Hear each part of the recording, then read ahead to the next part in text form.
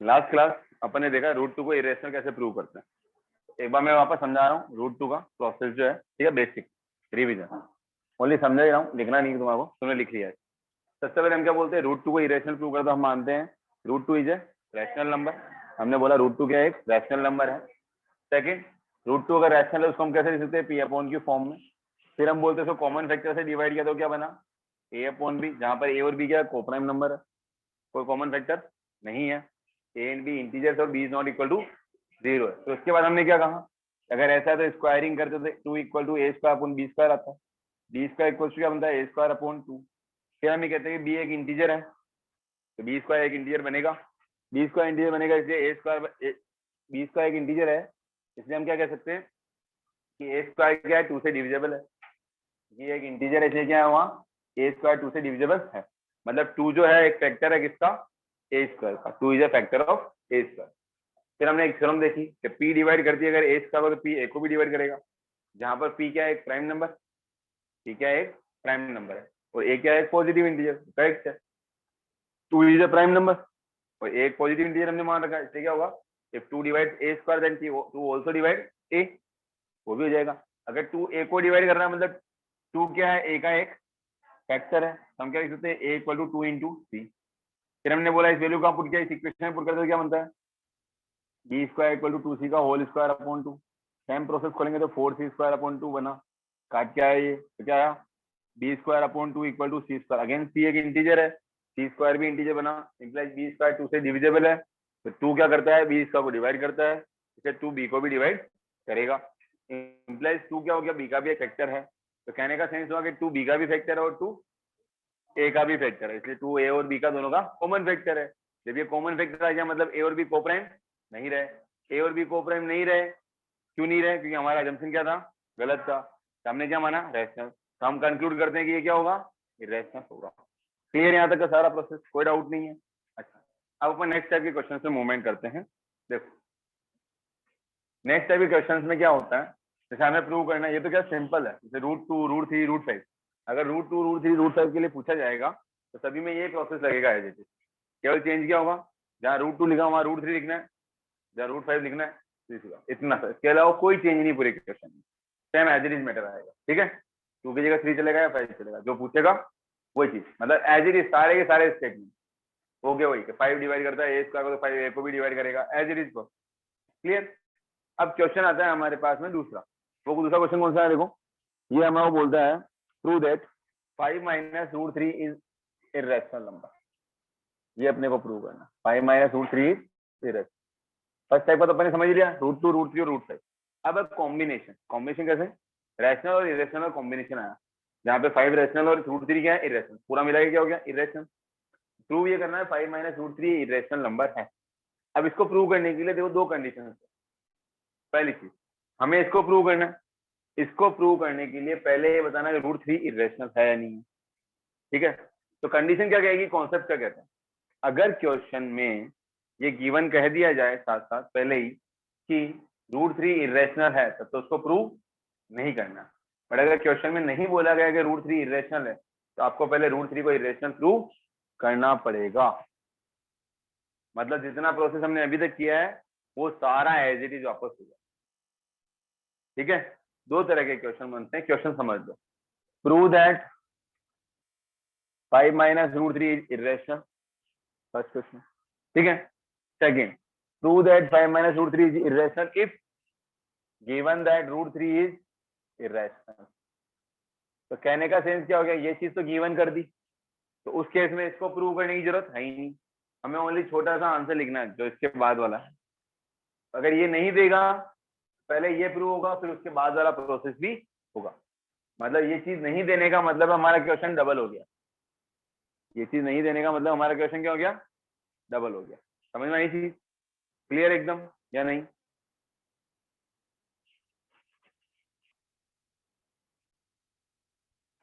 हमें प्रूव करना है 5 माइनस रूट 3 इज इरेशनल, तो वाला दिख नहीं रहा है, ठीक है, ये प्रूव करना। तो प्रूव करने के लिए सबसे पहले बेसिक क्या लेंगे, late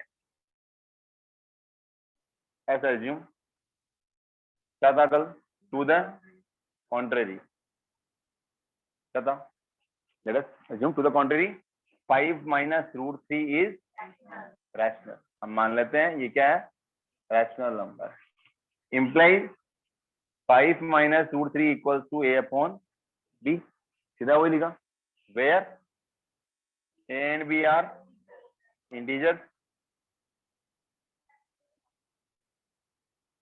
and b is not equal to 0 and a and b are co-prime also, co-prime.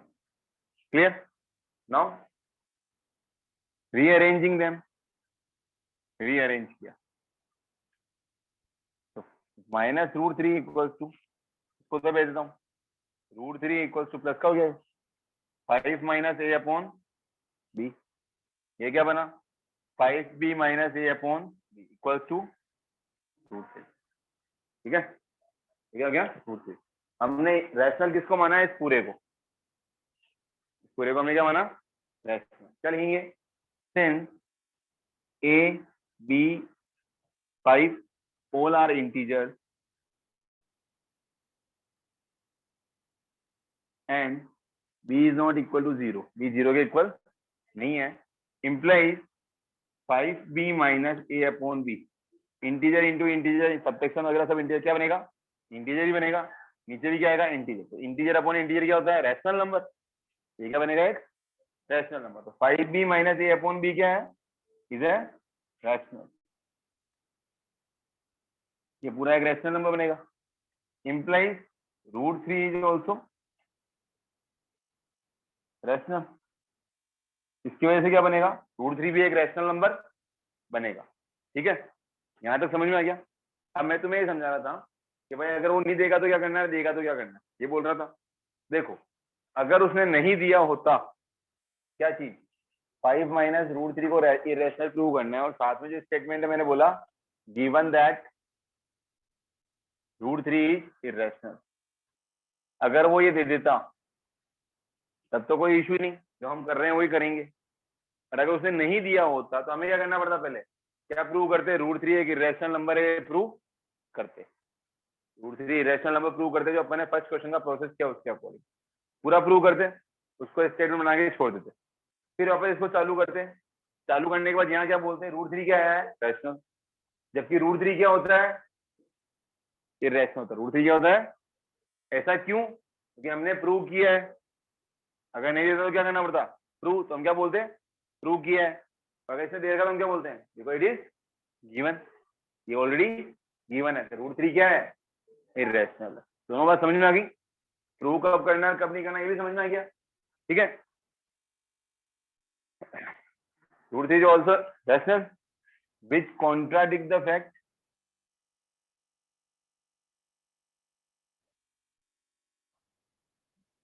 that which one, root 3 is irrational. This is due to our wrong assumption that root 3 is, कौन से wrong assumption है कि root 3 क्या है, root 3 is rational. तो we conclude that root 3 5 minus root 3, sorry what, this is due to our wrong assumption that, हमने assumption क्या किया है, 5 minus root 3 को रैशनल प्रूव किया था, assume किया था that 5 minus root 3 is rational. हमने assumption तो ये किया था ना, 5 minus root 3 is rational number, हमने ये assume किया था। हमने यहाँ पे बोला हमारा assumption कौन सा गलत हुआ है, 5 minus root 3 is रैशनल। तो हम क्या कंक्लूड कर रहे हैं कि 5 minus root 3 क्या है, इज इरेशनल नंबर। ओके, ये आपका पूरा। नेक्स्ट क्वेश्चन है अपने पास, देखो 1 अपॉन, सॉरी इसमें दे रखा 3 रूट 2 इज इरेशनल प्रूव करना है। क्या प्रूव करना है, 3 रूट 2 इज इरेशनल। तो सिस्टम वापस वही रहेगा। देखो यहाँ पे एडिशन सब्ट्रैक्शन था, वहां क्या मल्टीप्लिकेशन है। जैसा भी अपने पास रूट 2 था पहले, उसको अलग प्रोसेस से किया। रूट 2 की जगह अगर 1 अपॉन रूट 2 भी करना होता ना, तो जो हम नया प्रोसेस करने वाले हैं उससे करते हैं। कंडीशन वापस वही, रूट 2 प्रूव करना पड़ेगा एज इट इज, दे रखा तो कोई दिक्कत नहीं है, नहीं दे रखा तो प्रूव करना। वैसे यहाँ पे इसने बोला 3√2 को। सेम प्रोसेस अगर वो दे देता है क्वेश्चन के साथ नहीं करना पड़ेगा, यहाँ नहीं दे रखा है तो करना पड़ेगा। तो पहले स्टेप क्या बोली, 3√2 को इरेशनल प्रूव करना। पहले क्या करूंगा, √2 को इरेशनल प्रूव करूंगा। उसके बाद की नेक्स्ट स्टेप क्या कहेगा, let 3√2 is rational number, 3√2 is equal to a upon b। Solve करने पे क्या आया, √2 is equal to a upon 3b। ये आ गया। क्या बोलेंगे, a b and 3 all are integers, implies a upon 3b is a rational number. हो गया यहाँ तक क्लियर। ये रैशनल है, √2 भी क्या बनेगा, which contradicts the fact that √2 is, this is due to our wrong assumption, which one, okay, √2 is irrational. So we conclude that, मतलब एडिशन सब्ट्रैक्शन पूछे या मल्टीप्लिकेशन डिवीजन पूछे, सेम प्रोसेस रहेगा, केवल सिंगल आता है तो पूरा करना पड़ेगा, और अगर इसमें दे देता तो नहीं करेंगे, नहीं देता तो इसको भी करना पड़ेगा। क्लियर हो गया सारा मामला, एकदम ओके। देखो नेक्स्ट, अब आता है अपना टर्मिनेटिंग और non terminating decimal. Terminating expression, terminating and non terminating decimal.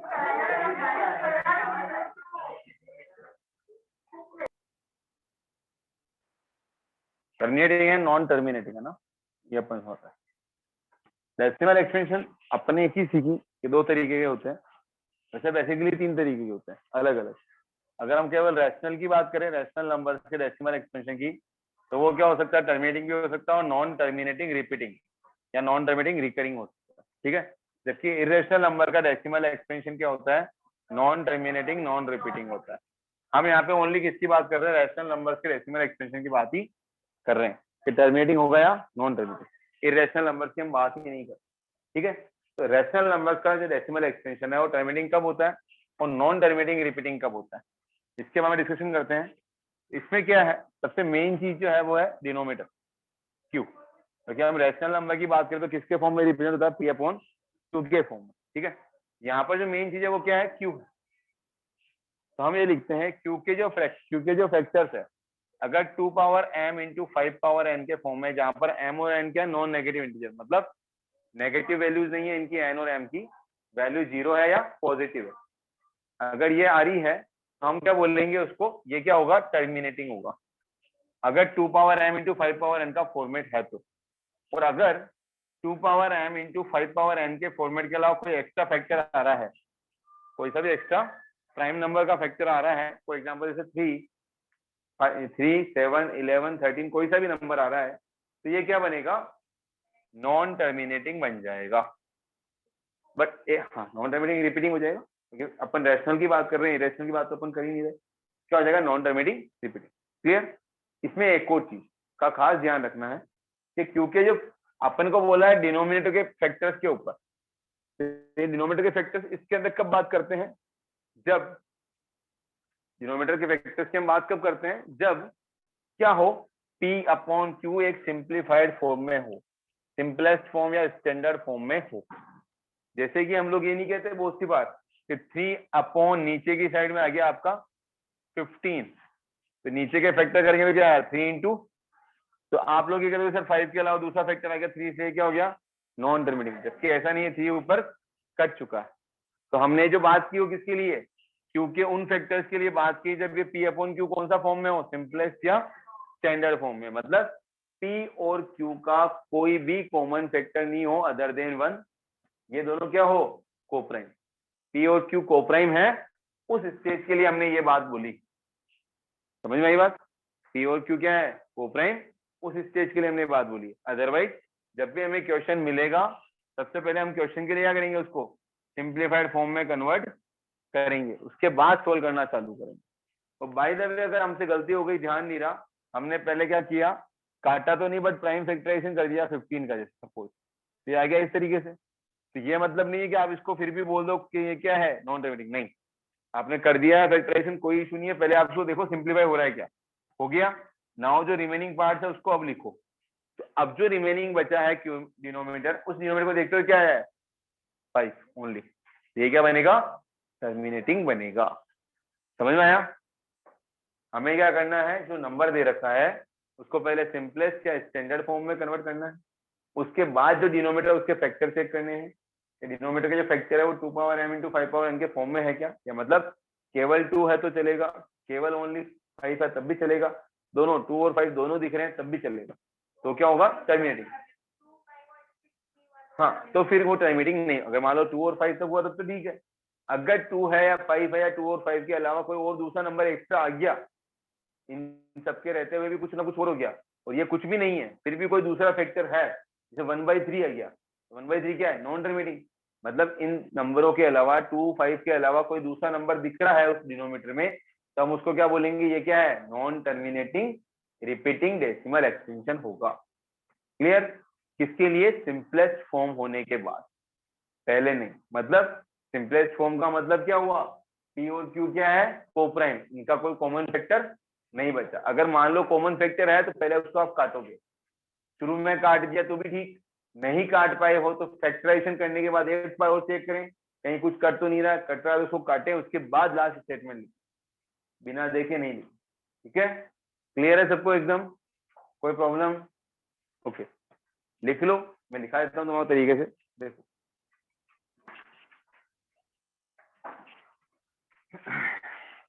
Rational number जो है पी अपॉन क्यू फॉर्म में होना चाहिए।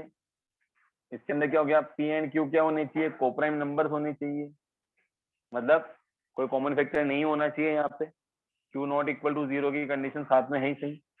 तब क्या करेंगे, डिनोमीटर देखेंगे हम। उसके बाद डिनोमीटर क्यू की जो फॉर्मेट अगर 2 power m into 5 power n के फॉर्म में हुआ तो उसको हम क्या बोलेंगे, टर्मिनेटिंग। जहां पर m और n क्या है, नॉन नेगेटिव इंटीजर, मतलब वैल्यू नेगेटिव नहीं होनी चाहिए, पॉजिटिव में 0 1 2 3 कुछ भी हो, 0 हो या पॉजिटिव नंबर कोई सा भी हो, 0 क्योंकि पॉजिटिव और नेगेटिव दोनों नहीं होता। 0 क्या है, non positive non negative, 0 is neither positive nor negative, ना तो नेगेटिव है ना पॉजिटिव है, तो नॉन नेगेटिव बोला, नॉन नेगेटिव तो नेगेटिव नहीं होना चाहिए, नेगेटिव के अलावा 0 1 2 3 कुछ भी हो सकता है। ठीक है, ऐसे नेक्स्ट, अगर डिनोमीटर के अंदर 2 power m into 5 power n के अलावा कोई एक्स्ट्रा फैक्टर आ गया तो वो क्या बनेगा, नॉन टर्मिनेटिंग। ठीक है, रिपीटिंग तो ये पूछता ही नहीं है कि इसने बोला ही रेशनल नंबर के लिए ये, अगर फिर भी पूछे तो लिख सकते हो नॉन टर्मिनेटिंग एंड रिपीटिंग। ठीक है, non terminating and repeating. Rational की बात करें ना, नॉन रिपीटिंग किसमें आता है, इररेशनल में आता है। क्लियर? यहाँ पर भी ये सेम कंडीशन है, m और n क्या है, नॉन नेगेटिव ही है। ठीक है, ये दोनों थ्योरम्स आपकी इसमें है। पॉजिटिव नहीं लिख सकता ना, 0 भी तो आ रहा है, 0 क्या है, ना तो पॉजिटिव नहीं नेगेटिव, इसे एक स्टेटमेंट से काम हो रहा, नॉन नेगेटिव मतलब 0 या पॉजिटिव दोनों चलेंगे। ठीक है,